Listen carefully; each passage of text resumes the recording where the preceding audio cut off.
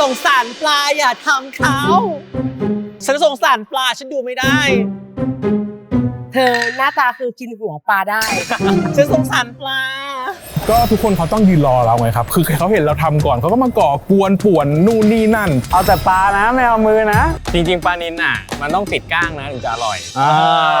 แต่ติดคอไม่อร่อยการเป็นทีมแรกได้เวลาเพิ่มอย่าคิดว่าจะได้เปรียบนะคะเพราะจะโดนกดดันแบบนี้แล้วค่ะ น่าจะเป็นเสียงนกเสียงกาอะไรประมาณนั้นนะผมไม่ได้สนใจนะครับผมฟังอย่างเดียวคือฟังจากกรรมการเท่านั้นครับผมเดี๋ยวผมเสร็จก่อนนะผมจะไปจัดการทุกทีมผมบอกเลย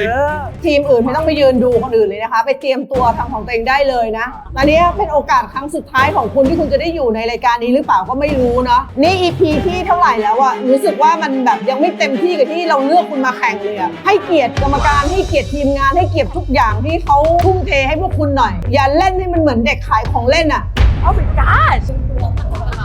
ผ่านแล้วกู